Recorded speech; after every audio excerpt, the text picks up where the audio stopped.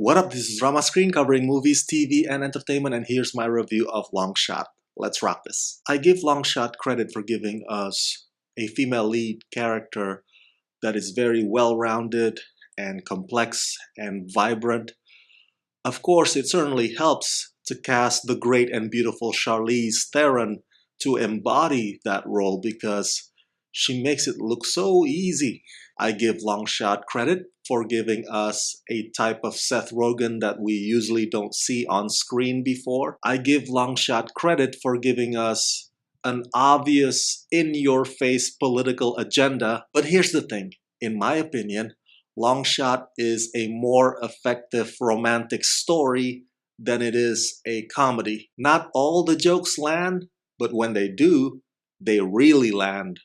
But those moments are few and far between. I find myself waiting and waiting on them. Having said that, throughout the entire screening, I was genuinely rooting for Charlize Theron's and Seth Rogen's characters to end up being together. Directed by Jonathan Levine, Seth Rogen plays the idealist journalist Fred Flarsky, who's not afraid to speak truth to power, even if it means getting him in trouble. Charlize Theron plays Secretary of State Charlotte Field, who is sophisticated, beautiful, influential, and is setting her eyes on running for president. So here you have two people who could not be more different from one another, but they share a history because Charlotte used to babysit Fred way back when. And now, as Charlotte prepares to make a run for the presidency, she impulsively hires Fred as her speechwriter.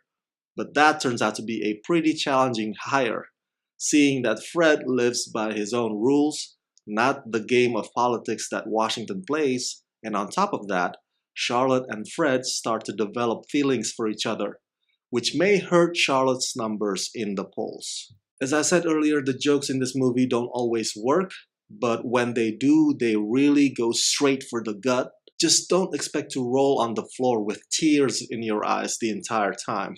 But just know that the comedy in this movie is more or less designed to throw you a curveball, or it's there to mainly speak about the character's point of view at that given time. Sometimes it's just straight up odd more than anything, like Charlotte's awkward wave or her peculiar nap where she sleeps with her eyes open. You see, those things don't really crack me up, but I admire them at least for trying to come up with something new and interesting as opposed to just dick jokes, which this movie kind of has in terms of masturbations and boners, but that's not the only ammo that this movie keeps unleashing.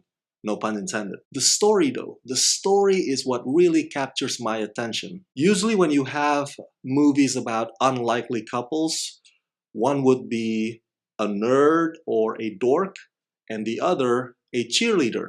Something to that effect. Well, Long Shot kind of plays that same manual book, but it goes further than that. Because in this case, one is a hardcore left-winger who loves sticking it to the man, the freedom or bust kind of guy, and the other is a compromiser who from time to time doesn't mind taking risks, but for the most part she understands that to reach a certain point of success you have to play ball, which is why the romance happens early on in the film, because what happens next, their relationship being put to the test by their opposing political views, now that is what separates Long Shot from other movies like it. Long Shot also does a fantastic job of trashing Fox News.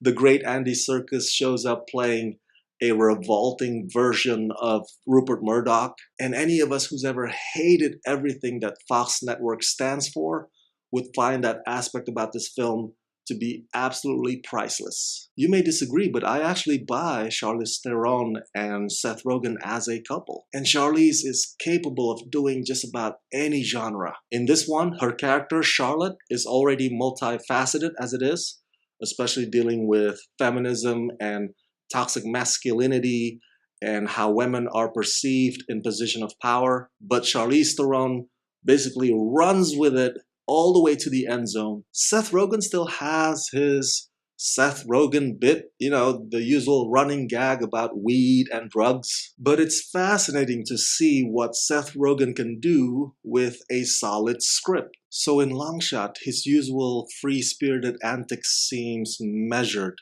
or at least Seth Rogen understands that he's there in service of the story, not just in service of the jokes. The timing of Longshot movie's arrival could not be more perfect.